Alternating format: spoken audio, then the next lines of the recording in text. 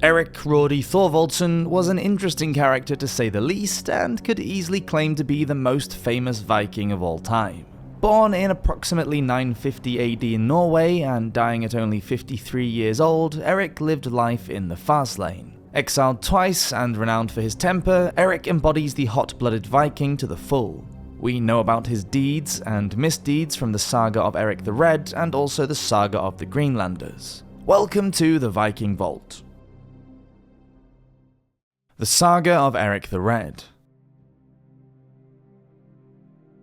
The original Old Norse saga tells the tale of the eponymous Eirikr the Red and his exploration of North America. The saga survives in two versions that come from two different manuscripts, the Hawksbook and the Skaldabok.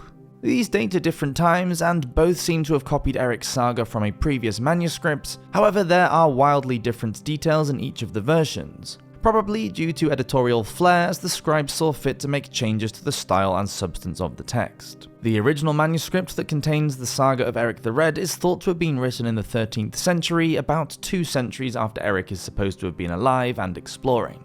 Although the saga is named after him, most of the saga talks about another Viking explorer called Thorfinn Karlsefni. One of the most interesting things about the saga is that, for a saga written in Christian Iceland, it contains a lot of information about pagan practices and sorcery. As a result, a lot of what we take for granted as fact about Viking beliefs and religion comes from this source. Childhood. Erik was born in Rogaland, Norway, to a man named Thorvaldsson. He spent the first 10 years of his life there until he and his family were banished, as Thorvald was accused of manslaughter and was said to have carried out a number of killings. Thorvald made the decision to move his family to Iceland, although the move could not have been easy on the family, as Iceland was a well-settled country at this point, and so all the prime land had already been claimed. Erik and his father also wouldn't have been welcomed warmly into their new home, as they were known to be disturbers of the peace. Their social standing, a key factor in Norse and Icelandic society, would have been low, meaning they were not well respected and were forced to build their home in the far north, in a region called Horstandia, where the farming was poor and life was hard. At the young age of 12, Erik would assume duties around the farm and help support the rest of the family. This wasn't too out of the ordinary for a Viking boy, as Vikings were considered adult men at only 16.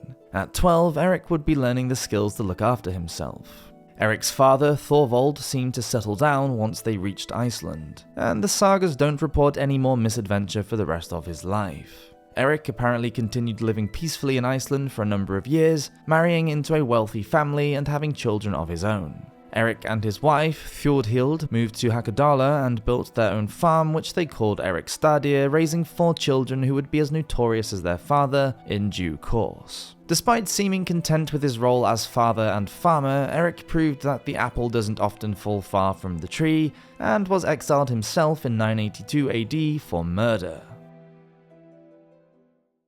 Banishment.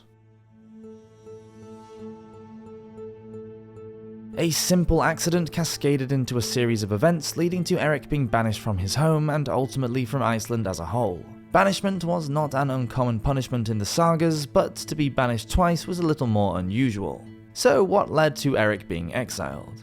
Owning servants, also called thralls, was relatively normal in the Viking era, and Erik was no exception. In the saga of Eirikr the Red, Erik's thralls were named as the people responsible for causing a landslide which destroyed a neighbouring farm. The excellently named Eyjolf the Foul killed the thralls in return, which set Erik's blood boiling. Erik took vengeance in a rage and killed the 2 men responsible for killing his thralls. If he'd taken the legal route and challenged them to a holmgang, a duel to settle disputes honourably, or even raising it at the next thing to get them to pay a fine, the saga of the Greenlanders might have gone very differently. As it was, Erik was banished from his home and moved, along with his family, to the island of Oxney, just off the Skogastrand coast in West Iceland. Oxney is now famous for being the place that Erik lived for the final few years before leaving Iceland and discovering Greenland. The second largest island in that region, it was a perfect starting point for Erik's journey. It's said that Erik established his farm on a hill directly above the cove that he launched from, and there are still signs of his home there today. Erik wasn't destined for a peaceful life though, and after a few short years he was involved in another conflict. The Saga of Eirikr the Red reports that Erik lent his neighbour, Thorgest, some pillars for seat stocks, but when he went to collect them, Thorgest wouldn't give them back. We've all been there when somebody doesn't return something they've borrowed, but Erik seems to take everything to the extreme. Instead of shrugging it off, Erik decided to go and take the pillars back, using force if necessary. As he set off to go get them back from Thorgest's home, Thorgest followed him and the two men fought. In the ensuing violence, Erik killed two of Thorgest's sons. This second spate of killings escalated and tensions rose between the inhabitants of the region. Shortly after, Erik and his supporters were judged at Thorsnes Thing and banished for their crimes. Being banished meant that anyone could kill Erik without facing legal consequences, essentially meaning that Thorgest could kill Erik with impunity if he could lay his hands on him. With nowhere in Iceland left to go, it seems as though Erik decided to take his chances on the open ocean.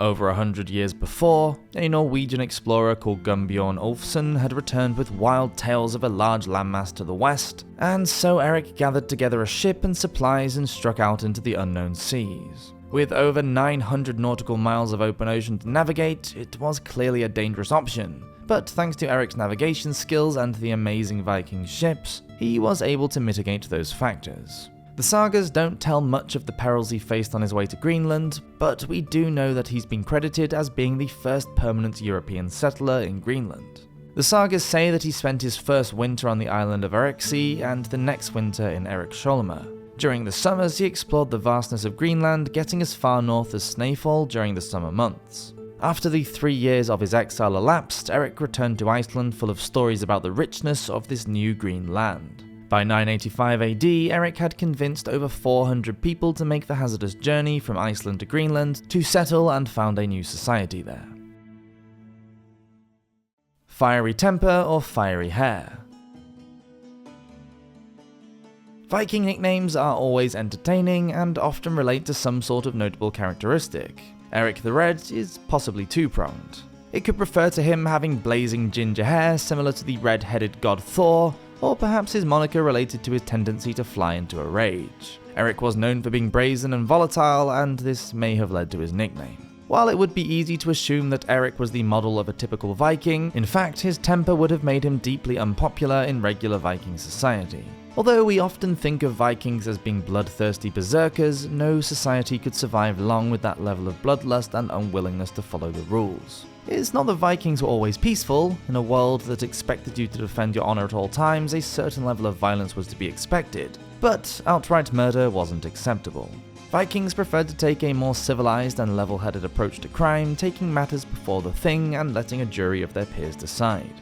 This meant that Erik wasn't best fit for Viking society in either Norway or Iceland, as he liked to take matters into his own hands and mete out bloody justice according to his own standards. And really, he killed a man because the other guy didn't give him back something that he'd borrowed. If everyone could get away with that, we'd probably not have much of a society left. Erik, first marketing. While Erik the Red's son Leif is credited with discovering North America, Erik himself is also known as an explorer and settler of note. When Erik was exiled from Norway, he decided not to return to his native Norway but sailed west. After his allotted 3 years of exile was up, Erik returned to Iceland full of tales of a green land with fertile lands and inviting fjords. Apparently, this was thanks to his belief that men are more likely to travel to a new country if they think it sounds good, which you can't really argue with. However, the name is most definitely misleading, since Greenland is mostly just a vast wilderness of ice and rock. Instead of staying in the volcanic lands of Iceland, Erik convinced a cohort to accompany him back to Greenland. A fleet of 25 ships with around 500 men and women left Iceland, but only 14 ships made it to their destination. Bad weather sank some ships and turned others back. Arriving in Greenland once again, Erik the Red founded a settlement at Brattahlid and stepped into the role of chieftain. Another group formed a settlement further to the north near Nuuk. Erik's legacy. Erik's most memorable achievement during his life is undoubtedly forming the first European settlement in Greenland. After he was banished from Iceland for killing a fellow settler, Erik struck out and landed in Greenland, where he spent the duration of his 3-year exile. He came back once the banishment was over, full of stories about the amazing new land he'd discovered. It seems that Erik was very impressed with what he'd seen and told everyone of this green land that was full of natural resources. Whatever he said must have worked, because the next time Erik set sail for Greenland, he did so with a fleet of 25 ships full of people, livestock and provisions, all ready to settle in this new land full of promise. Of the 25 ships that left, only 14 arrived. The earliest settlers founded two main settlements, one in the east called Eirikr and a western settlement called Vestribgid. Numerous little homesteads were scattered in the lands between these two settlements, which probably had about 2,500 to 5,000 inhabitants each. Erik was a bold explorer, but lacked an imagination if his naming conventions are anything to go by. When deciding what to call the various places he discovered and the settlements he founded, he often plumped for the easiest option: name it after yourself. This led to Erikstad, Eriksea, Eriksfjord, and more. The Vikings' famous kids.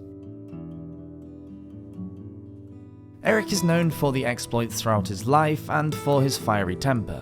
Arguably though, his most impactful legacy was that of his children, Leif, Thorvald, Thorstein, and his only daughter, Freydis. Not all of them are legitimate children, but it's not known exactly which ones belong to Erik and Tjodhilde and which ones were all Erik.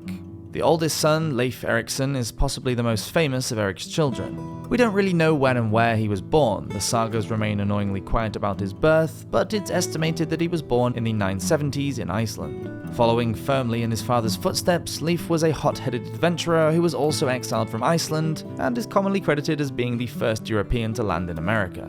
Thorvald was next in notoriety among the sons. His exploits were recounted in the Greenland Saga, where he travelled alongside his brother and sister and encountered the Skrælings in western Greenland. There's a question mark over his legitimacy. It's not entirely certain whether Tjodhilde was his mother or whether she just raised him after Erik brought him home from a mistress. The final brother remains a bit of a mystery. Very little is known about Thorstein, aside from the fact he came to Greenland with his father and brothers to settle in around 986 AD. Thorstein seems to have been closest with Thorvald, as the story goes that Thorvald was fatally wounded in Vinland and died there after his run-in with the Skrælings. After Thorstein learned the news, he tried to retrieve his brother's body from Vinland but was turned back by bad weather. Shortly after returning, an epidemic swept through the settlement in Greenland and Thorstein was struck down by sickness. The sagas normally focus on men's actions, and so for a woman to be the subject of one means that she carried out great deeds. Erik's daughter Freydis was one such woman, following in her father's footsteps as a fearless and strong-willed Viking. There are two literary sources that tell her story: the Saga of the Greenlanders and the Saga of Erik the Red. While these sagas include different details about her life, the one uniting factor that they can agree on is that Freydis was an incredible woman. The Saga of the Greenlanders recounts what happened when the Norse landed in Vinland and tried to settle there. Freydis wasn't willing to let her brothers take all the glory, and after Thorvald, Leif, and Thorstein had all been to explore the new land, Freydis decided that she wanted a part of the glory and riches that came along with a trip to the new world. Freydis took the initiative and struck a deal with two men from Iceland that they should all go on an expedition to Vinland and share the profits of the trip. As Leif had already made the journey successfully, he'd been able to establish a community with a number of houses and stables there. He gave Freydis permission to use those buildings whilst there, and with all the arrangements in place, Freydis and the brothers Helgi and Finnbogi all set off to Vinland. Things didn't go well from the start. Although Freydis had agreed to provide an equal number of men and supplies as the two brothers, she secretly brought more men on her ship. Helgi and Finnbogi arrived before Freydis and took shelter in the home that Leif had built. When Freydis finally set foot in Vinland, she was greeted by the sight of these men living in her brother's home. Outraged, she told them that they had to vacate immediately, as the houses belonged to her family and she wouldn't tolerate them living there. This hostility clearly set the tone, as Freydis and the brothers had many disagreements throughout their exploration of Vinland. Not willing to start completely on the wrong foot, Helgi and Finnbogi moved out and established their own settlements nearby, but completely separate from Freydis' home. According to the saga, they eventually made peace after Freydis visited the brothers. Or did they? It seems as though Freydis had grown suspicious of the brothers and couldn't bring herself to trust them any longer. After seeming to make peace, Freydis went back to her own settlement. Upon returning back home, Freydis showed how manipulative she could be. She went to her husband and wept that the brothers had abused her and beaten her dreadfully, then demanded that he defend her honor and take revenge upon the brothers. Freydis knew that a Viking's honor was of utmost importance, so by threatening to divorce him and calling him a coward if he wouldn't act like a proper man and defend her, she forced his hand. With little other choice, her husband collected a group of men and went to Helgi and Finnbogi's settlement. They slew all the men in the camp, but balked at murdering the women in the group. Freydis, being her father's daughter, was incensed when her husband returned and told her of what he'd done. Furious, she took up an axe herself and returned to the camp, slaughtering all the women before returning home. Clearly, she believed that if you want a job done well, you're better off doing it yourself. Even though she claimed that the Vikings were justified to defend her honor, Freydis was canny enough to know that it wouldn't look good if news of the slaughter spread back in Greenland. After staying in Vinland for a year, Freydis returned to Greenland, but not before threatening a horrific death to anyone that breathed a word about what had truly happened back in Vinland. She managed to keep it under wraps for a while, but bad news always comes out in the end. Leif finally caught wind that Helgi and Finnbogi hadn't decided to stay in Vinland voluntarily, but had actually been killed. Not wanting to confront his sister, Leif decided instead to torture 3 men who'd been part of Freydis' camp until they confessed the truth. And this is where Freydis diverges from that of her father. If Erik had had these same accusations leveled against him, he'd have had to face the courts and probably would have been exiled or outlawed. Instead, Leif treated his sister leniently and didn't haul her out in front of the courts to face her well-deserved fate. Freydis continued to live in Greenland, but her behaviour had repercussions and all her descendants were tarred with the same brush and distrusted. The Saga of Eirikr the Red, a later telling of the same story, doesn't include the same gruesome details about Freydis' actions in Vinland. In this account, Freydis went to Vinland along with her brother Thorvin, but played a much smaller role in the expedition. Reportedly 8 months pregnant at the time, Freydis is only mentioned once in the saga. The group is attacked by the native inhabitants called Skrælingr in Icelandic. The attack came at night, bewildering the Nordic warriors and scattering the men who didn't understand where the shots were coming from. Freydis scolded the frightened men, calling them cowards for running from easy opponents and saying that she could fight better than any of them. Snatching up a sword that had been dropped, Freydis strode forward and engaged the attackers by beating the sword on her chest. Which version of the events were true? Perhaps both, perhaps neither. These sagas are unreliable sources of historical information, and the later versions may have been Christianized to show society's changing values, sanitizing Freydis' actions into something that could have been accepted by a more civilized culture. Erik's death. Erik the Red achieved immortality through his deeds and those of his children. While he's been kept alive in story and song, the man himself lived and presumably died hundreds of years ago. It would seem fitting that a man who lived larger than life for all of his days should go out in a blaze of glory. The reality is that we don't know exactly how Erik died, but none of the reported tales are particularly glorious. There are multiple suggestions as to how and when Erik died, but the 2 most convincing come from those 2 sagas, the Saga of the Greenlanders and the Saga of Erik the Red. They differ in the details, but agree that Erik died around the turn of the millennium in about 1000 AD. According to the Saga of the Greenlanders, Erik died from a plague that ravaged Brattahlid, while the Saga of Erik the Red seems to say that Erik was still alive into the early years of the next century, having survived the epidemic. Fact or fiction? As is often the case with larger-than-life characters from the Viking Age, Erik has been credited with some things that he shouldn't necessarily be. 1. Erik the Red is not necessarily a real person. All our information about him comes from the 2 sagas we mentioned before, so we can't guarantee that Erik was actually a historical figure, and not just a useful character in a moralizing story.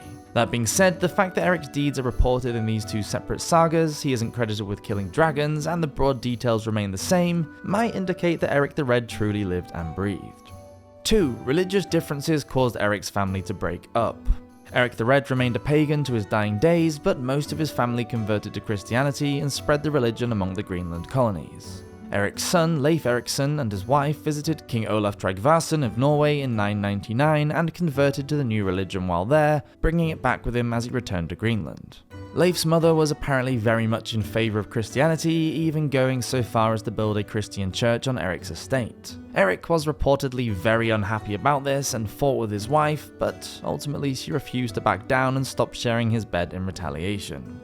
3. Erik didn't discover Greenland or North America, Vinland as it's called in the sagas, despite being well known as an adventurer and explorer. In fact, Greenland was first discovered and identified by a Norwegian called Gunborg Ulfsson almost a century before Erik was even born.